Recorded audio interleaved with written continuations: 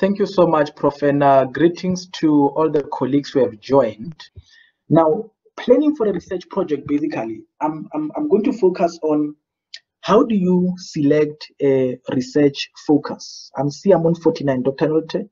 Dr. Utle, if I understand correctly, I need to finish at 3. I hope I'll still be within. And no, you have time until 4 o'clock. Not that you have to go until 4 o'clock, but at least you don't have to rush or feel rushed or feel stressed. You can just complete normally. Thank you so much, Prof. Thank you. I really appreciate it. Because this part, I think, is the part that where majority of us we are at, and I want to take as much time as possible in going through the different aspects of it. I'm going to focus on selecting a research focus, conducting a literature review, and I'm going to be touching on this, on just key things, not elaborating on any of them. How to develop a research question, and how to state your rationale. And I'm going to also focus on choosing a meta theory. I think it's the most important part because it's an area that personally I know I struggled with. And deciding on data collection and deciding on data analysis. And I will finalize by just touching on some of the outline of the possible research or possible research outline rather. I think it's a typing error there. So when we speak about selecting a research focus, I give this example, and I think anybody who comes from a BSc or in mathematics can relate with this. You know, topics are very broad and fields are very broad. Now, if you ask somebody, what are you researching? He said, no, my research field, I've got interest in mathematics. Now, mathematics is very broad, and one needs to choose a particular niche within mathematics. We want to know, are you focusing on the mathematics pedagogy? Are you focusing on mathematics career or professional? Are you focusing on the attitude, perception, experiences regarding mathematics? Because people have got different perceptions about it. But mathematics also has got its own language. Are you focusing perhaps on the language of mathematics? You know, how the fact that there's no books that are developed in indigenous languages with regard to mathematics, how difficult it is to access the field of mathematics, because not only do you study the concept, but you also have to have a grasp of the concept within mathematics. So mathematics is a broad thing. Usually as you grow and you develop in research, you come to a level where you need to now choose a niche within your particular field. I only realized this when I published, and I think it's a mistake that I've done, and I mean, we all learn from our mistakes, that as you develop in research, choosing a niche becomes very crucial. And I mean, I'm shocked now. Every time I publish, I don't know how many journals send me emails asking me to be an editor. But what the sad part is, they're asking you on a topic that you wrote because you're in a particular state, but it's not your field of interest. It's just that it was a topic that was viable at that time when you were studying your master's. But because you published, the assumption is that it's your field of interest. And if I were to give an advice to anybody, if you could choose a niche early, it will really open a lot of doors. Because just for one paper, let's say you are a lecturer, that one paper can open a door for you to become an editor of a particular journal, which already start to build your profile towards your professorship. For some of us don't want to be professors, it doesn't matter. But for academic who want to be a professor, I think that is very crucial. You choose a niche early, because that niche, that paper will open many doors, and you can be able to then develop yourself as a researcher within that particular field. So think about that. When we speak about research, as you develop, particularly when you start to move to a PhD, ideally, you want a person at the master's level to start to write about the field as a foundational work. At the master's level, you want to lay the foundation of the field that you want to branch into. At the PhD level, you want to take your master's level higher and start to build on what you have actually done at your master's level. Then post-PhD now, you want to establish yourself as a researcher in that particular field by now even getting rated in your field of research. So if you look at research as a journey, you realize that it doesn't start at a post-PhD or even at the PhD level. It actually starts at a master's level. Because the frustration will be, you publish in a field that you are not interested in a master's level. You go to a PhD, you take a totally different topic. Then you post your PhD, you start to write articles in a totally different field from what you have done in the past years. Anybody who has done research knows that just to get into an article and produce a good article, you need a good grasp of the concept and the field that you are writing on. So imagine if from a master's level, you start working on a particular field of knowledge, and that becomes your specialization. And I think that's why the minute you start to want to get rated now, they look at things like, have all the researchers, have all the reviewers, do they agree that you are actually established researcher or have a potential in that particular field? How do they look at it? They look at how you have published and you are being quoted in that particular field. And that can only happen when you have chosen a particular niche that you focus on. Now, selecting a niche or a focus area is not an easy thing. You know, Vithal and Prof. Jansen made a statement. They said a research focus often takes a form of a statement or focus of a particular purpose. For example, you can express your, let's say, for example, your interest is in mathematics profession, for example.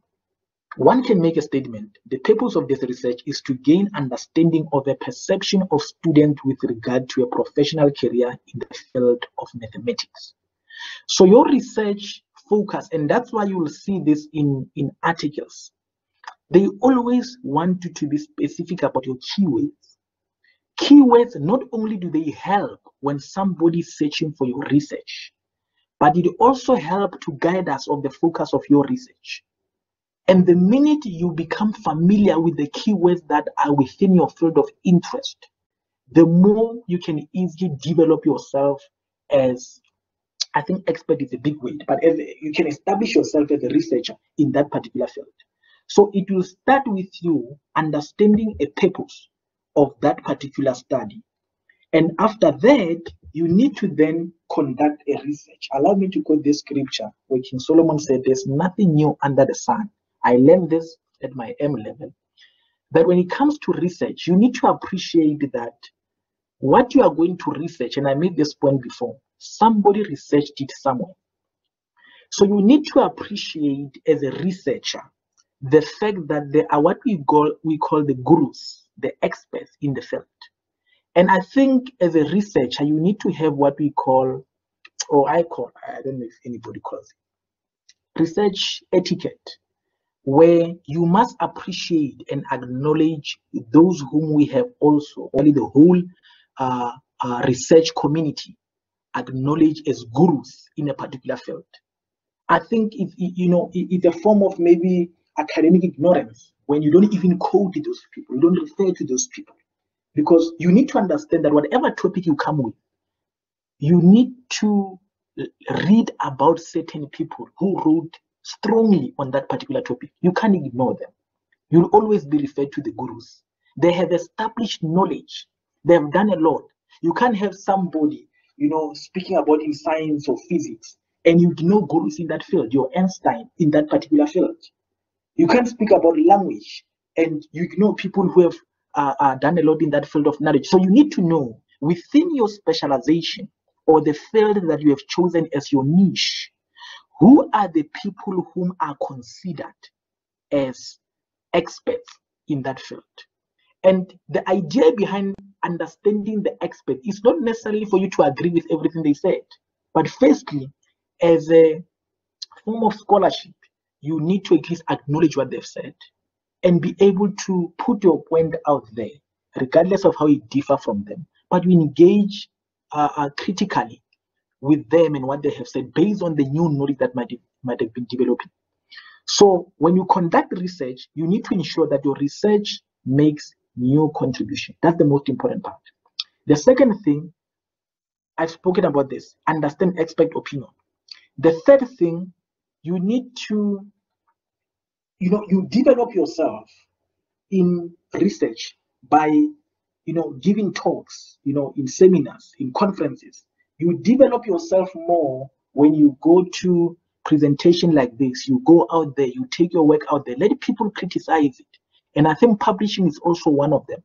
If there's an area which I know it can be really demoralizing, it's trying to publish, and we are not grounded in what we are trying to do. You have reviewers who are very kind, but there are others who can really give you, they can really give you feedback, So you have people like that, and I think in a way it helps. I mean, I remember my paper, it was rejected by 10 journals, and I told my supervisor, I'll never publish again. I don't think this field is mine. And I was shocked with my PhD, just first submission, it got accepted. I did another article on my own, it got accepted.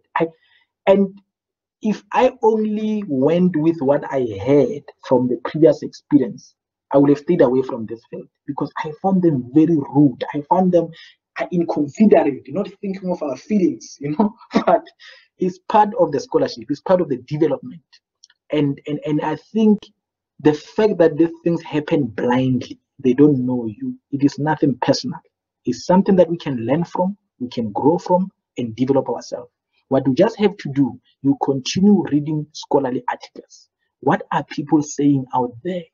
What have people said in this particular topic? And this is the most important thing. And I've realized as SMU, as researchers to grow, the only way to do that is more reading, particularly in our topic that we want to develop ourselves as, or establish ourselves in those particular topics. So when it comes to conducting literature review, firstly, the key thing, understand, somebody has studied that particular topic. Somebody has done it. There's no way you are going to be the first person to come with something that nobody knows under the earth. There's no way. It might not have been done in a similar way, but it is done in some form or the other. And I think I will go with King Solomon's way. There's nothing new under the sun. So you put that in your mind as you do any form of research. That's why we always say, reference people. You can't tell us every opinion, every statement you make. It comes from you. Tell us what other people have said. Then when you have done your research review, the key other aspect of research in qualitative is what we call a research question. If you are doing quantity, we speak about hypothesis, testing a hypothesis. In qualitative, we speak about research questions. You need to be able to answer your research question. The most important thing about research question, you must understand what we call their bad research questions, and you need to avoid them. So this kind of research question that you want to avoid are what we call developmental question, where somebody can ask a question, how can a first-year psychology student become better psychologist? That's developmental. As people develop, they can become better. So that's not what will form a good research question. Anybody can answer that without even having to do a research. People know that development helps, and people grow and become better as they develop. The other question, which we call what we call the planning question. What can be done to design spiritually focused curriculum for psychiatry modules? If you go there in psychiatry, you hear nurses speak about this is spiritual, and somebody can ask that question, but that's not what can fall under a good scientific question, because it's a planning question. We can plan these things. After planning them, we can be able to develop the module if it is needed. There's also a question that we call obvious answer. Will disadvantaged students on NSFAS learn better if they get nutritional meal at university? That's obvious. Nutritional meal, research has been done. You can go to diet and whatever. You see a lot of research where they speak about the importance of nutritional meal. So the important thing about this slide, colleagues, is to understand that there are questions that fall under certain aspects, but they're not good questions to ask for research. There's what we call a preaching question. What can be done to prevent sex before marriage among students? That's a preaching question. You get that in church. These are the statements when the pastors want to make their congregation focused and spiritually uplifted and all that. And there's what we call low-level questions. What medical aid scheme do most NBCHB lecture belong to? It's a low-level questions because just a quick questionnaire today, I can be able to get the answer. So there are questions that they are not intriguing to be considered good for a scientific research. They're also what we call committed questions. I won't go to all of them, but the most important thing is to understand what you call, you need to distinguish the difference between bad questions and research questions. Bad questions and good research question. Now, a good research question has got certain characteristics. They have no simple answer. They're very open-ended, and they consider the cause and effect. They don't necessarily have to use those words, particularly in qualitative research, but they consider that. They are researchable. The questions I've given you, I don't need to do research to answer them. I can answer them by referring you to the process that must be followed. But when you speak about the good qualitative research question, they are researchable. They need you to conduct a particular research to answer them. They open the door for other areas of research inquiry. They often begin with how, what, why. That doesn't necessarily mean if you have a question that starts with what, then it's a good question. But it's how you use those particular words in those questions that makes it one of the good questions. And the last thing is that they pass the so what test. You ask a research question, somebody say, so what? What if you get the answer? So what? If it doesn't pass that particular test, it might fall under what we call a bad research question. Now, I want to give an example of a research question. And one of the things we need to know about a research question, in qualitative, usually you find people have 5 questions, 6 questions, 3 questions, but they will have a main research question. A main research question, a broad and overall question that entire study aims to answer. So the whole, I remember when I do my PhD, it's like you are doing an assignment for 4 years or 3 years because you are answering this question in a load and pile of papers. But that's the whole idea with the qualitative. In quantity, you go through all this work in order to test a hypothesis. While in quali, we go through this process in order to answer our main research question. But the research question, to understand it, is easily understood as the reformulation of your research focus. If I know my research focus, if I know my title, I can easily from there reformulate what is my research statement. I gave an example there. Let's say my research statement is that this study aims to understand the extent to which the NBCH2 second-year student experiences are affected by the dissection of cadavers. That's the aim, that's the purpose of my study. When I have that, I can easily now be able to formulate a research question. And what could be the research question? The research question could be, to what extent, if any, are the experiences of NBCHB second-year students affected by the dissection of cadavers? Now, one can tell me by just asking that I can just get an answer, simple answer. I need to do a research, I need to check, I need to speak to them, I need to interview them. It is not a simple answer that anybody can give me. Only the students who do this can be able to provide me with that answer within qualitative research. Now, if I can have that main answer of my main research question or main research question, then I can also have what we call research sub-questions. Now, the research sub-questions should always be linked to the main research question. Usually when you do qualitative research, when you have your sub-questions build towards your main research question that you answer in your last chapter or in your last section if you are writing an article. For example, when we speak about research question, there are derivatives of the main research question. The questions must be logically linked to each other. In other words, sub-question 1 must be able to help you in answering sub-questions 2. And the questions should also be conceptually linked to each other through the key terms. I should be able to see how are these questions linked to each other. But also, if the questions are good enough, they should be able to stand alone as researchable questions on their own.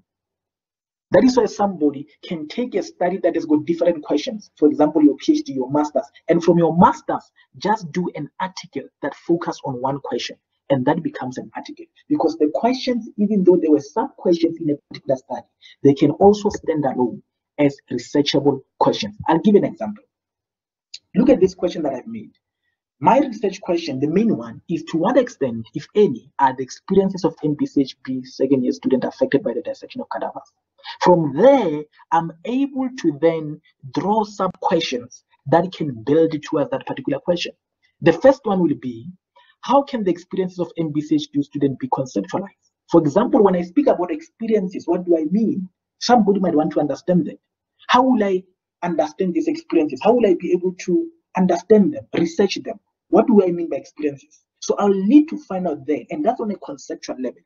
But secondly, one might say, what are the experiences of this second-year student concerning the dissection of cadavers?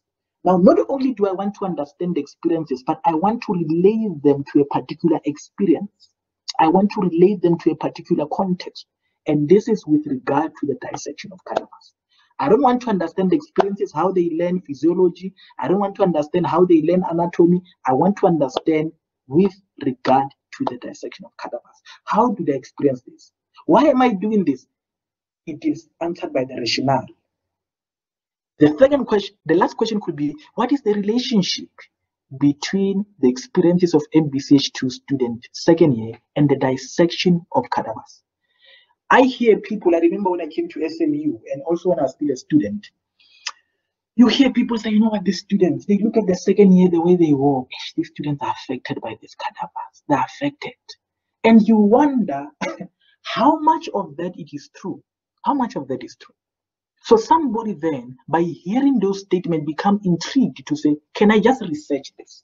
Can I maybe want to find out that the way the second year behave, the way they look when they come from dissection, it is not affected by the fact that other things, other part of their course might not be going well.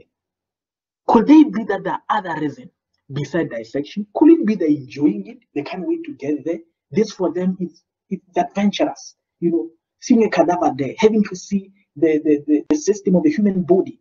They can't wait for that day. Could it be that we have, you know, imposed experiences that are not correct? And so one then wants to understand, is there any relationship between the two? Colleagues, these questions of mine, they are mine. If you want them, you must come. I must give you an ethical clearance. So these are sub-questions that one can be able to develop from one main research question. And you can see from looking at them that these questions are logically linked to each other. You can be able to see when you look at question 1, I'm asking about the conceptualization of experiences. When you look at question 2, I want to understand these experiences. And the last question, I want to compare them. The hinge of the whole questions is on the experiences of MPCHB second year student. And the minute you have that in mind, you realize that your questions are speaking to each other and you are able to conduct a study without being confused in the process. That is why sometimes you find people, they do a study in the middle of their study. And I'm not saying this as, it's a common thing. I've been in it, anybody can be in it, but it doesn't mean you are not good in research. But it could imply that one loses the grasp of the research process as they go on with research. Where in the middle of your study, you are wondering, what am I exactly researching here? You wish you can change your research questions. You feel like your topic doesn't fit into the research. It is not a sign that you are not a good researcher. I think it's something that we all go through it. But one of the reason for that, it could be, as you go on, the minute you lose a grasp of your questions, you don't have a good grasp of these questions and how they link to each other, you might easily feel lost in the process of your research. That is why it is good when you write your proposal, your research questions, you must be clear about them. You need to see how they're going to develop until the end of your study. And also, like I said, this research question should be able to stand alone. You can see when you look at this question, I can ask them as individual questions, and one can be able to do a research on each of these questions. Now, the other question that I've asked, which obviously when you do a study, you ask yourself will be, when you write your proposal or when you write an article, particularly when you write your abstract, some of the things that you put there is a rationale. If I was writing a book, I'll speak a preface. What are the thoughts? What are the reasoning that led you to be able to want to engage in this particular research? So a rationale, what triggered you as a researcher to be interested in this topic? The reason the researcher believes the research is worth doing. This is what we want to know in a rationale. So every research thing that you engage in, whether it's a paper, whether it's an article, whether it's a book, you need to be able to have your rationale in place. You need to understand, where am I engaging? The rationale is actually what gives you the impetus. It's what gives you the motivation, the zeal to want to engage in research. I've been a student at SMU. I'm an employee at SMU. And I still hear people speak about how the cadavers affect the people. I'm very strong about it. Not that I want to research it, I'm not going to research it, but because I've heard it a lot, if I'm to write an article, I already have a strong rationale because I've heard people. I'm going to say what I have heard. I've heard people speak about that. I've heard, but these students I hear are not students doing the course. Are the students who are neither doing the course, and there are also staff who are neither lecturing the course. So now I want to speak to the students whom these views are imposed on, and I want to understand them. So you could hear that the rationale is there, but it has a story behind it. And that's the whole idea about a rationale. The rationale includes your personal experiences, what relates to the topic of the research, what led you to want to research this particular topic. And also, you want to choose a meta theory. Now, please, I'm just using that concept because it is used in research. In simple terms, with meta theory, philosophically speaking, we're speaking about a science focused on theorizing about a theory. In other words, in simple, please ignore it's not the point. The point here, and I'm mentioning this because I want to see it in an article or a paper. So I'm just putting it there so that at least you are aware of it. When we speak about, and I have another presentation which I've done, and obviously in another platform, I thought we were going to have a lot of students. I didn't want to go into the meta-theoretical perspective about this, where every element of research has got a philosophical underpinning behind it, which I don't want to go into it. So I'm using these terms because we'll find them. If somebody does a research and brings these concepts into the fore, we are going to find these concepts. But when I speak about meta theory, I'm speaking about, are you going to use a theoretical framework and conceptual framework? This, to some people, it's a simple thing. But to me, it was the most difficult thing. Because when you do research, you will find these two, and I don't know why it happened. It's only, I think, one book. And that's why I had an interest in a book in research, where people will distinguish the two. But most of the time, you find the word theoretical framework and conceptual framework are conflated. These two concepts, colleagues, are different. But these two concepts have got a particular role in research that is different from your research approach. This concept, they speak about how do you organize and manage the literature review. If you look at the research in particular, you realize that the concept I spoke about up to this stage, they manage your research processes. They manage your methodology, your process, how you conduct research. But have you realized that when you conduct research, there's a section on literature review on any form of research? That aspect of literature review must be managed, and we manage it by what we call your meta theory, your theoretical or conceptual framework. So you need to decide when you do research that this research is underpinned by this particular theoretical framework. That theoretical framework, or it might be underpinned by conceptual. How do you distinguish the two? A theoretical framework is an established theory tested over time, like your dynamic system theory. So a theory that is already existent, it has concepts that you use in order to understand your literature review. While a conceptual framework, for example, I can want to understand a particular concept in anatomy. So because there is no theoretical framework that helps in understanding a particular concept in theory, in anatomy, I can come up with a conceptual framework where I look at different concepts.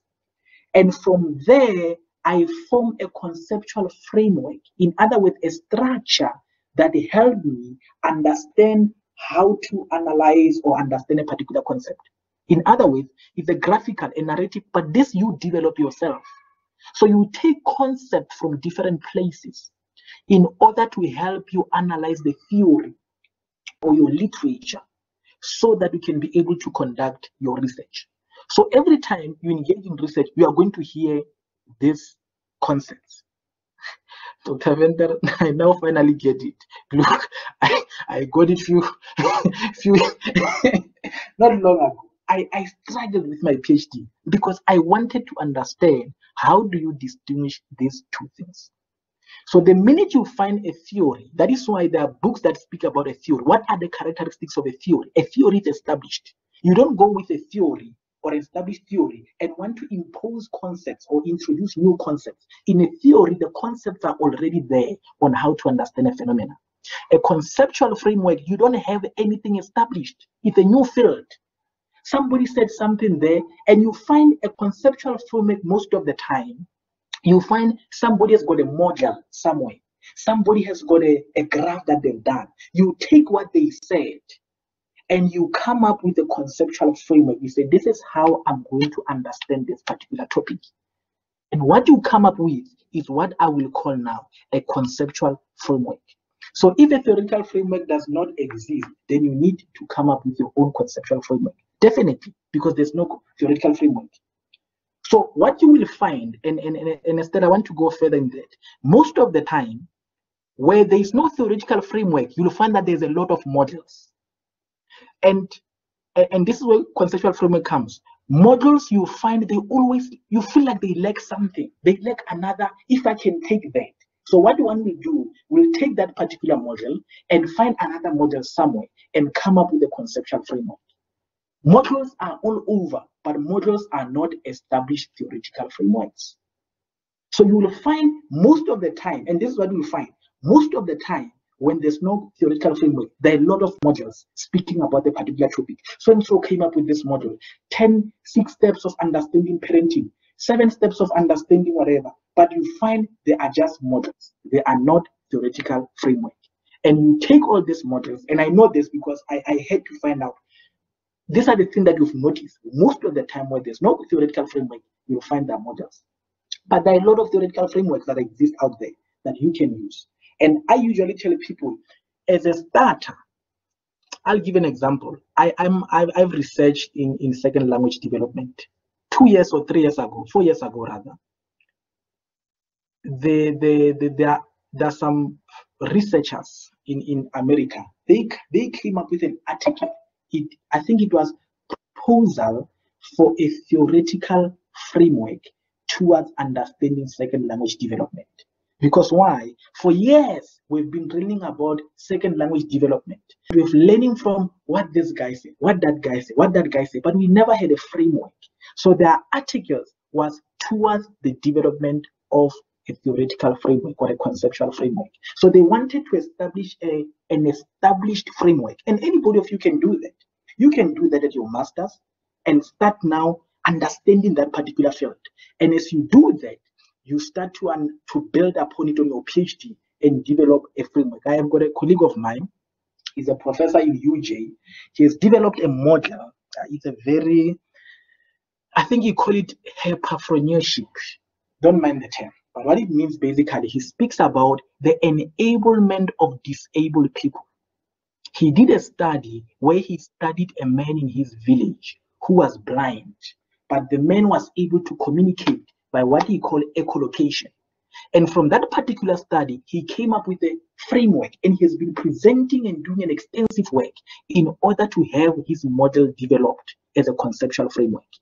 He was developing it to show you that disabled people, they're actually enabled, but they're enabled differently. And his framework is on hyperpreneurship. Basically, when you explain it or break it down, is the ability of people who are viewed as disabled, the fact that they are able in a different writes. So what he does, he just builds on knowledge. He get knowledge on different fields and he built on that particular model. And he view it as his own model because nobody did it. So you can do that when it comes to conceptual framework. And as it gets used and it develops, people can start to adopt it further. And you find that you are now an established researcher on that particular topic or field. So I hope that is clear, colleagues, because I know it might look easy, but it's when you do a study, when you get confused on where do these concepts come in. Theoretical framework, we're not speaking about the same things, but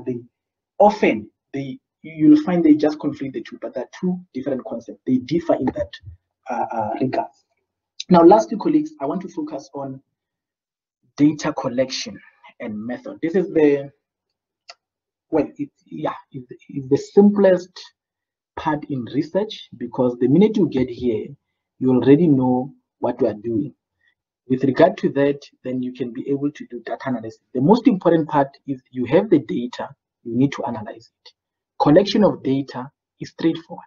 You collect data in whatever form that you took, whether you do interview, case study, but the most important part in qualitative, I think, is on data analysis.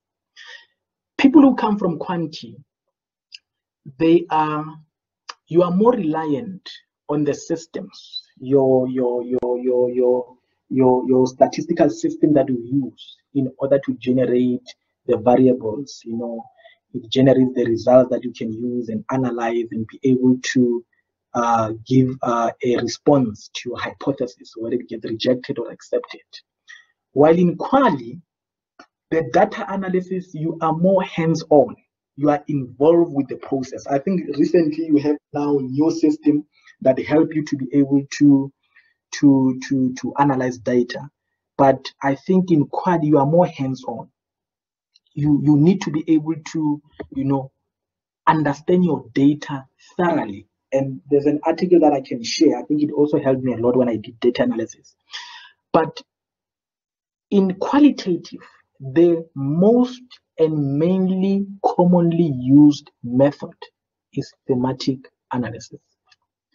You check any study in qualitative research, 99% of them are going to tell you, qualitative study, we do thematic analysis. It is a method for identifying, analyzing, and reporting on patterns and themes. I will do that, Fatima. Thank you. So you look at themes, and they're not, I think now there are a lot of articles that you will see, but there are few and they have different approaches. And obviously when you read them, I think you will have to find a way in which you go about in analyzing your data. But the gist of the matter is that when you do quali, because remember what I said at the beginning, and that's where everything linked together, we are interested in rich data. Now, what happens now, and this is where it can become very overwhelming. After you collected the rich data, how do I do now with the data? And that's where thematic analysis came in. So thematic analysis now, you look at the data, and I'm going to show you an example. Now you try to understand what are the themes that have emerged and how can I understand them and analyze them? What are the categories? What are the patterns? What are if I was doing quantity, you look at the frequency. But because I'm doing quali, we look at the most occurring patterns, the themes. What are the things that are being said a lot? If I were to do a study about research and I do a survey or a poll now, I say, what is the most area that you struggle with in research? Let's say, for example, you mentioned sampling. The fact that majority of you mentioned sampling, it becomes one of the emerging themes that I will then focus on as part of my analysis. So what it does, you follow what we call an inductive process, where data contents from participants are analyzed to form general themes. So you deduce from what you get to be able to form that particular. It's a very practical process, although it involves you to engage with those particular narrative. For example, I will have done in interviews. After you've done an interview, you take them to a transcriber who will have then transcribed what has been narrated. When you get the transcription now, as the researcher, Now you go through each of them. Why do you go through each of them? You go through each of them in order to be able to identify the themes. And what you start by doing, what you code them. Code them basically means certain themes that appear more, you start to put them into certain categories. And when you are done, that's when you can go on in describing the themes that have emerged. And that's how you present your qualitative data. I know I might be speaking gibberish, but let me give you an example. And I took this from an extract of a transcript. So what you see there is a transcript. So when a person was reading the transcript, he started to color code, and that's where the coding comes in. Certain statements that sound similar or speak to the specific concept or topic or theme. And as you read, you start to categorize. It could be that this one is speaking about parental support, this one is speaking about kids motivation, this one is speaking about anatomy concept, this one is speaking about. So you color code them to help you when you go back to them to be able to know what are those things that have emerged. When you finish now, you categorize them. For example, here at the top here, under the I don't know if it's orange or blue, under the most colorful one, the third one, the third row, my color is very bad, don't mind me. Under that orange section, you have those what we call categories, or what we call your themes there. Now, from reading the transcripts, you have themes that we might have identified. Never mind the model. This was the model that was guided by a meta theory. So you don't necessarily have to have the model. But the most important thing I'm showing you, that there were themes that were emerging from the transcript. I showed you a study which was based on mentorship. One of the themes that emerged was that constructing mentorship experiences. It was one of the themes that category that emerged. The other one was that people spoke about positive experiences. I remember this study was about how to start a mentorship program in a higher institute. And the other thing that emerged was the negative experiences that can hinder mentorship. And the other one was the program implementation, the challenges that are related to that. And then from each theme, you have what we call sub-themes. Sub-themes basically then will be certain topic or subtopics that speaks to that particular topic. Now, when we have this, then obviously the last part is similar to what we will follow in quantity, where you then analyze the themes that have emerged. But in analyzing them, you are also guided by literature within that particular field. And the last part, and remember this section is about how to plan for your research. Obviously, if you write a proposal or you plan for your research article, you must have deadlines that you have that are going to guide that particular study. Colleagues, I think that's basically it. And thank you for your time. Thank you for listening. Prof. Utle, I thank you. Thank you, Dr. Tebe. I really found it very inspiring, this talk. And yes, do we have any questions?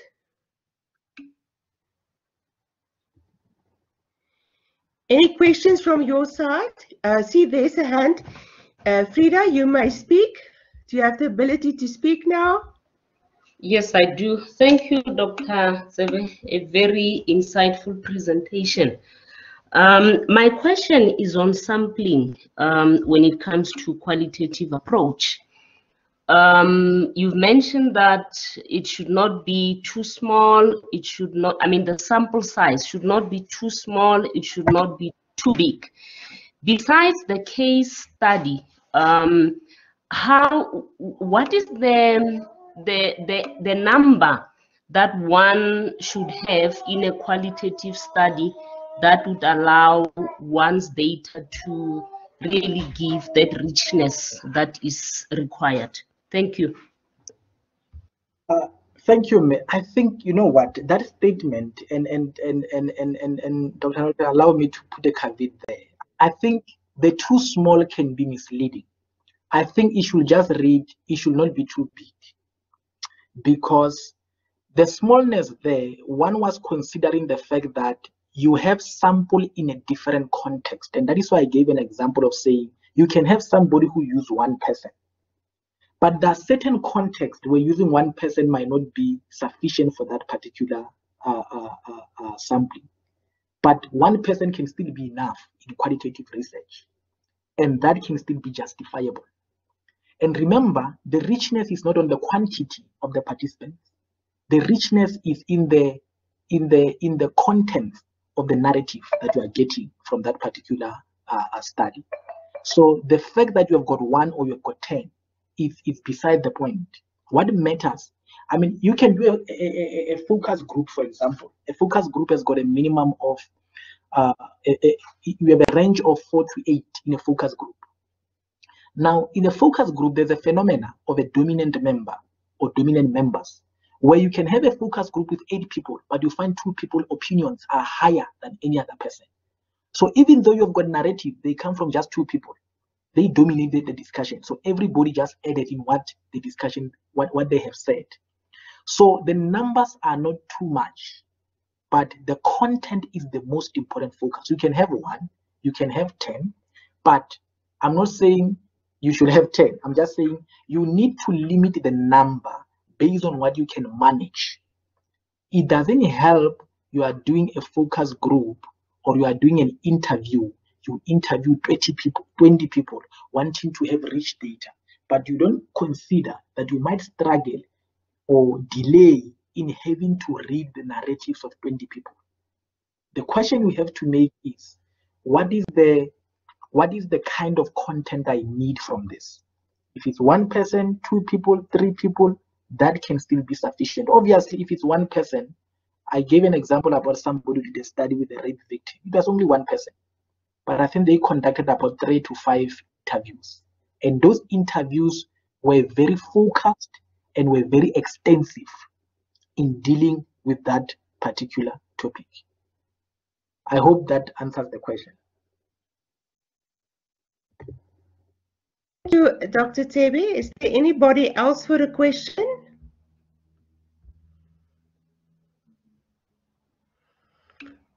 I hear a click here. Let me just see. I don't see a hand. I just see, comment.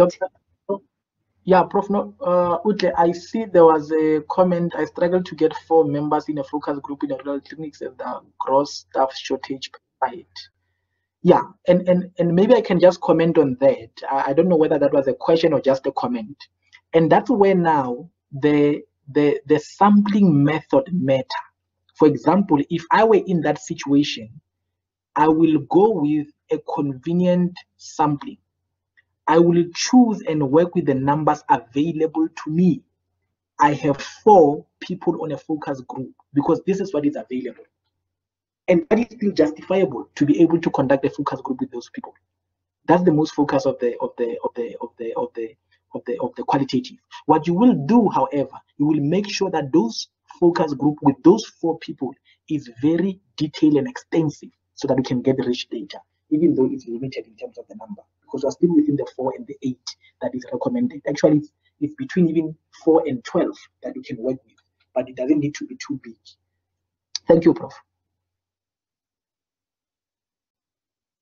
Thank you very much. I found it very inspiring, your talk, and it is so good to hear a person speaking out of experience, because I really think, you know, one can get a lot of information on the internet, but you don't get that experience side and that the person side. And thank you for sharing your experience in.